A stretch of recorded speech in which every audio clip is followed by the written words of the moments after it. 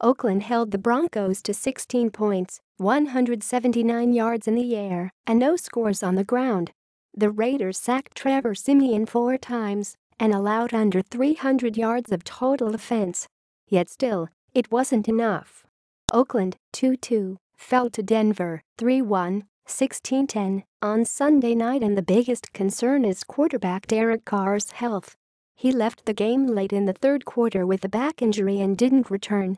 But behind the Raiders' foremost worry lies a question that had a disconcerting answer Sunday afternoon. How much more does the defense need to do if the offense continues to stall? We're getting there. We're getting better every week, trying to learn from our mistakes. But at the same time it could be a lot better, defensive end Khalil Mack said. You want to be able to shut teams out and bring your defense on the road with you. It is what it is. Mack registered his third and fourth sacks on the year, and Mario Edwards Jr. chipped in a ferocious takedown of Siemian for his third sack this year. The Raiders are one of only 4 teams still without an interception, but they almost grabbed their first when a Siemian pass was tipped straight in the air. After A.J. Derby's first quarter touchdown and a handful of passes beating David Emerson and Sean Smith, the visitors' defense clamped down. Denver's only points in the final 48-17 came at the foot of Brandon McManus. Everybody's kind of shaking off the cobwebs and getting into their own, Edwards said. Mack's third-quarter strip sack of Siemian almost resulted in a takeaway when Edwards pounced on the loose ball. After further review, Siemian's knee was down and the drive instead ended with a 46-yard McManus field goal. The split second when Siemian's knee touched the ground may have been the turning point, since Oakland needed a touchdown while in field goal range late in the fourth instead of just 3 points.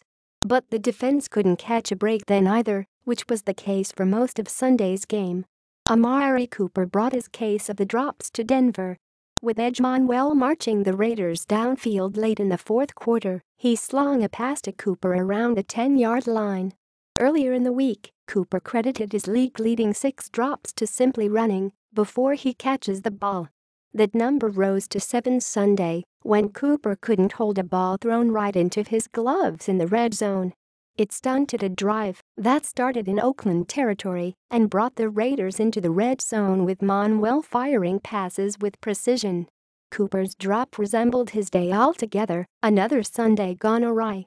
In Michael Crabtree's absence, Oakland's supposed number 1 receiver caught only 2 of his 8 targets for 9 total yards. The final Raiders' offensive play of the game, a deep ball intended for Cooper just short of the pylon, was picked off by Justin Simmons. It left one final regret on Cooper's forgettable day. I should have knocked it out of his hand or something, Cooper said. That's what I'm supposed to do. It didn't go that way. Johnny Holton delivers Raiders' lone bright spot. The second-year receiver hauled in a 64-yard touchdown pass from Carr just before half, giving the Raiders a spark when nothing went the offense's way in the first half. Holton did his best Willie Mays impression in curling the ball over his shoulder before blazing into the end zone for the first receiving touchdown of his career. Holton has made 2 significant plays for Oakland this season, the first being his fumble recovery on a muffed punt against the Jets right before the break in Week 2. With Crabtree sidelined with a chest injury, it was Holton who delivered the big play instead the receivers who were expected to step up. We've been working on that all week, and it just happened at the perfect time, Holton said of his touchdown. If we would have won it would have meant something, but we lost.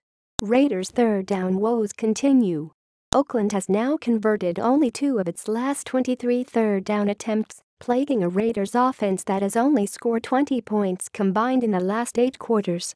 The Raiders had failed to convert on 16 straight third downs until Jalen Richards' 20-yard catch and run Sunday.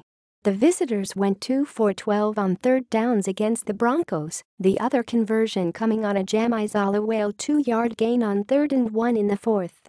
We had some near misses, Carr said of the third down struggles. The little details are what we're lacking right now. It may look like just an incomplete or a missed opportunity, but we are just little details away from making big plays.